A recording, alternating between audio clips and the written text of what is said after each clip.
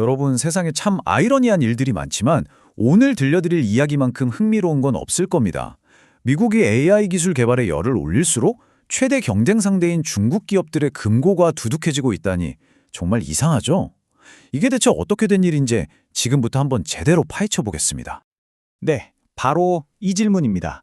어떻게 미국의 첨단 기술을 향한 질주가 역설적으로 지정학적 라이벌의 경제를 살찌우는 결과로 이어지고 있을까요? 언뜻 보면 말이 안 되는 것 같지만 그 이면에는 아주 단단한 연결고리가 숨어 있습니다. 자, 그 고리를 한번 따라가 보시죠. 이 상황을 AI 권력의 역설이라고 부를 수 있겠는데요. 기술 패권을 주기 위해 치열하게 싸우는 두 나라가 사실은 서로의 성공에 없어서는 안 될 존재가 되어버린 거죠. 마치 체스판 위에서 싸우는 라이벌이 서로에게 말을 빌려주는 격이랄까요? 정말 기묘한 관계입니다. 이 모든 역설의 시작점, 그건 바로 AI의 엄청난 식욕 때문입니다. 뭘 그렇게 먹어치우냐고요? 네, 바로 전기입니다. 그것도 우리가 상상하는 수준을 아득히 뛰어넘는 어마어마한 양의 전기요. 우리가 쓰는 AI, 챗봇이든 그림 생성 모델이든 이게 돌아가려면 정말 상상도 못할 전기를 먹거든요.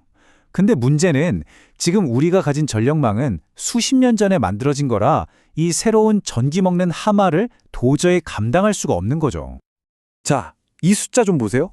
2배. 이게 뭘 의미하냐면요. 불과 2년 뒤면 데이터 센터가 지금보다 전기를 2배나 더 쓴다는 거예요. 이게 감이 잘 안 오시죠? 그냥 갑자기 온 나라의 전기 사용량이 2배로 뛴다고 생각해 보세요. 완전 대혼란이겠죠? 기존 전력망으로는요, 어림도 없습니다. 그래서 IT 대기업들이 머리를 썼습니다. 공공전력망만 기다리다간 우리 AI 사업 다 망하겠다. 그럼 우리가 직접 만들자 하고 나선 거죠. 일종의 데이터 센터 전용 독립발전소를 짓는 겁니다. 이게 바로 마이크로 그리드라는 건데요. 그냥 엄청나게 큰 보조 배터리 덩어리라고 생각하면 좀 부족하고요. 이건 그냥 전기를 저장만 하는 게 아니라 스스로 전력망 역할을 하는 아주 똑똑한 시스템입니다. 말하자면 데이터 센터만을 위한 초소형 발전소이자 무슨 일이 생겨도 끄떡없는 비상보험인 셈이죠. 자, 그럼 문제가 해결된 걸까요? 천만에요. 진짜 이야기는 이제부터 시작입니다. 이 멋진 마이크로그리드를 만들려면 핵심 부품들이 필요하잖아요. 변압기, 배터리, 인버터 같은 것들이요. 그럼 질문, 이 모든 걸 누가 만들고 있을까요? 네, 바로 오늘 이야기의 주인공, 중국입니다. 왜 하필 중국일까요? 이 분석가의 말을 들어보면 바로 이해가 됩니다. 한국산 변압기요? 그거 받으려면 2년, 3년은 기다려야 해요. 자, 여러분, 하루가 다르게 변하는 AI 세상에서 2, 3년이면 거의 강산이 2-3번 변하는 시간이죠. 기다릴 수가 없는 겁니다. 그러니까 선택지가 너무 뻔해지는 거예요.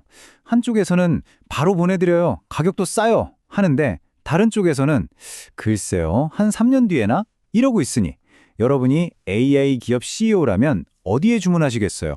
답은 정해져 있죠. 속도가 생명인데 중국 말고는 대안이 없는 상황이 된 겁니다. 미국이 안 되겠다, 관세 폭탄 이러면서 막으려고 해도 사실 잘 안 먹힙니다. 왜냐하면 중국 기업들 입장에서는 관세를 다 내고도 미국에 파는 게 자국에서 파는 것보다 돈을 서너 배는 더 버는 장사거든요. 이런 꿀 같은 시장을 포기할 리가 없죠. 자, 그럼 말로만 하지 말고 진짜 숫자를 한번 볼까요? 돈이 어디로 흘러가는지를 보면 이 기묘한 관계가 얼마나 심각한지 바로 알 수 있거든요. 보세요. 미국이 쓰는 리튬이온 배터리의 60%가 중국산입니다. 이게 불과 몇 년 전만 해도 43%였는데 순식간에 이렇게 늘어난 거예요. 이건 그냥 수입 비중이 좀 늘었네 하는 수준의 이야기가 아닙니다.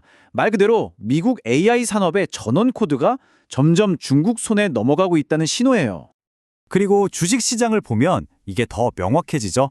미국의 AI 붐 덕분에 돈방석에 앉은 회사들이 어딘지. 먼저 중국의 전력 장비 업체 성그로, 주가가 무려 130%가 뛰었습니다. 이어서 세계 최대 배터리 회사죠, CATL.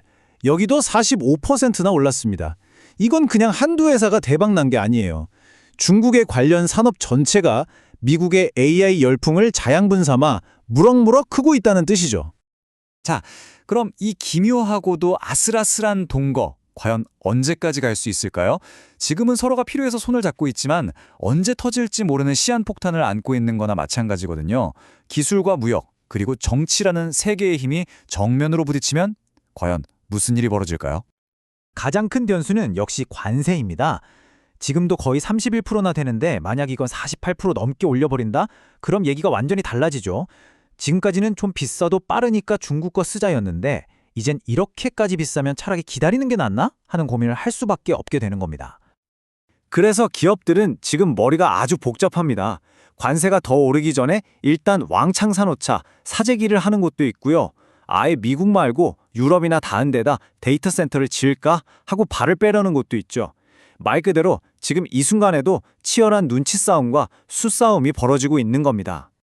결국 우리는 이 질문 앞에 서게 됩니다.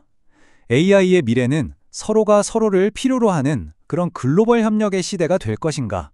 아니면 기술 패권을 둘러싼 국가들의 거대한 충돌로 이어질 것인가? 이 둘 중 어느 길로 가느냐에 따라 우리가 앞으로 마주할 미래의 모습은 완전히 달라지겠죠?